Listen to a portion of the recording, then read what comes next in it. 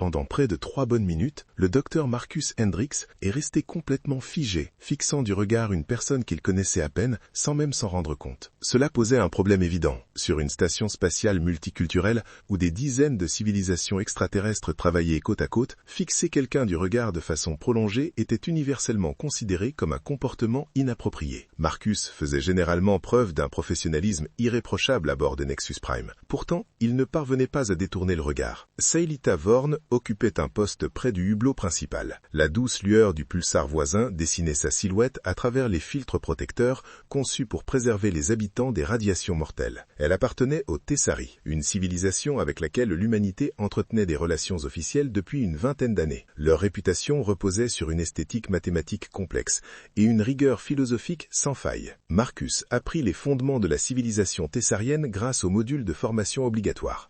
Les Tessariens possédaient une forme humanoïde, des oreilles pointues et une peau ornée de motifs luminescents, symbole de statut social et de réussite intellectuelle. Leur société valorisait la précision et la logique. Leurs compositions artistiques puisaient leur inspiration dans les principes mathématiques et leurs compositions traduisaient les rapports géométriques en sons. Aucun module de formation ne l'avait préparé à rencontrer une personne si captivante visuellement que la simple vue de son immobilité devenait plus fascinante que l'observation d'une étoile qui s'effondre. Ces motifs lumineux dessinaient de délicates lignes le long de ses tempes, captant la lumière des étoiles à chaque léger mouvement de tête. Ces proportions révélaient ce que le regard xénobiologique aiguisé de Marcus reconnaissait comme extraordinaire, même en tenant compte des différences entre les espèces. Sa posture exprimait à la fois assurance et introspection, suggérant une personne aussi à l'aise seule qu'accompagnée. Durant ses 11 mois de séjour ici, Marcus l'avait déjà remarqué. C'était inévitable.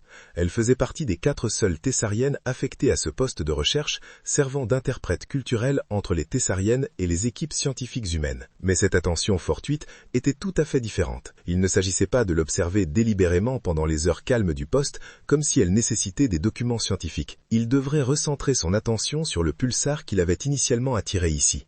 Il devrait également maintenir les limites professionnelles appropriées, comme il se doit dans un environnement de recherche multi-espèces. Mais il ne détourna pas le regard.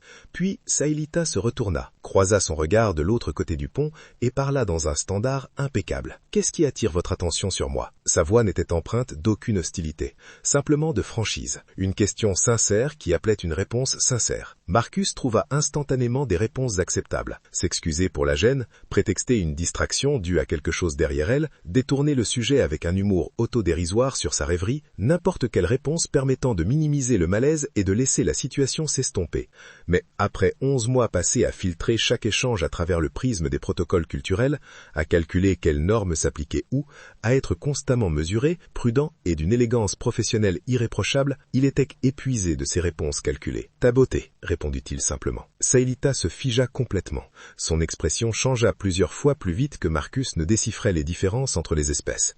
De la surprise, assurément, peut-être de la confusion, et quelque chose d'autre qu'il ne parvenait pas à identifier. « C'est, commença-t-elle, s'arrêta, sembla se reprendre. C'est une réponse inhabituelle, rare ?» Marcus s'approcha, sans empiéter sur leur espace personnel, mais en réduisant la distance qui les séparait. « Vous m'avez demandé ce qui attirait votre attention. Voilà la réponse, votre beauté. Je l'appréciais tout simplement. Aurais-je dû me taire? Ai-je franchi une limite culturelle dont j'ignore l'existence? Non, ce n'est pas le cas. » Sayelita semblait sincèrement troublée, chose inhabituelle pour quelqu'un qui avait toujours paru parfaitement calme lors de leur rare rencontre précédente. « Ce n'est pas déplacé, c'est simplement d'une simplicité remarquable. Dans mes échanges avec mes collègues humains, ils sont prudents avec les compliments.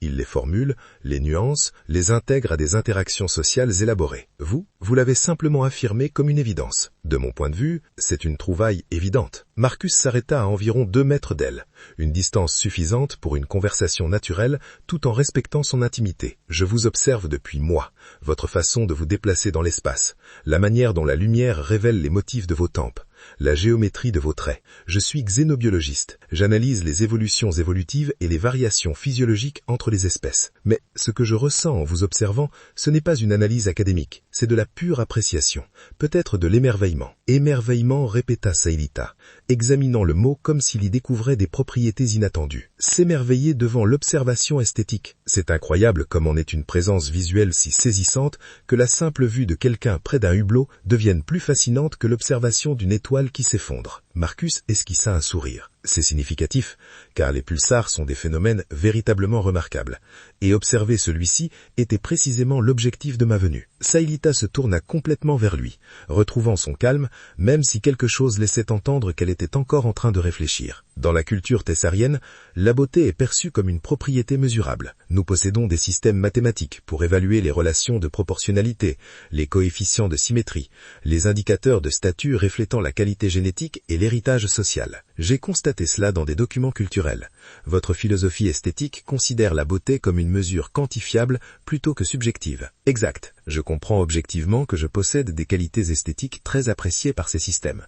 Les traits lumineux de ma famille, mes proportions, mon statut social, tout cela contribue à ce que l'on appelle un coefficient de beauté. Le mien me place dans le 94e percentile par une évaluation récente. Marcus cligna des yeux. C'est une description clinique la plus inattendue que j'ai jamais entendue. C'est notre cadre conceptuel, fruit d'une analyse systématique et non d'une réaction émotionnelle ou d'opinion personnelle. Son ton oscillait entre défensif et incertitude. Nous ne considérons pas la beauté comme une expérience subjective. Nous la reconnaissons comme une mesure objective. Mais qu'en est-il de la reconnaissance personnelle? Quelqu'un vous l'a sûrement dit, directement. Les thessariens ressentent-ils sûrement encore de l'attraction? Remarquent-ils encore quand quelqu'un paraît esthétiquement exceptionnel, même selon des critères quantifiables? Oui, mais l'expression suit des protocoles de séduction formels. Présentation d'évidences académiques démontrant la compatibilité génétique et les avantages de l'alliance. Des mécanismes sociaux contextualisant l'attraction dans l'évaluation de statut et potentiel de partenariat à long terme.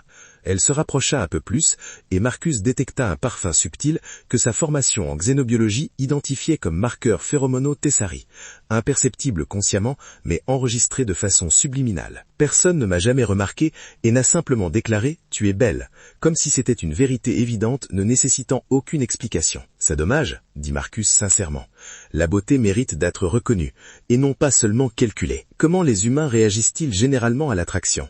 Une question sincère transparaissait dans sa voix. Ça varie beaucoup selon les individus et leur contexte culturel, mais en général, nous le reconnaissons directement lorsque nous le ressentons, dans le contexte approprié.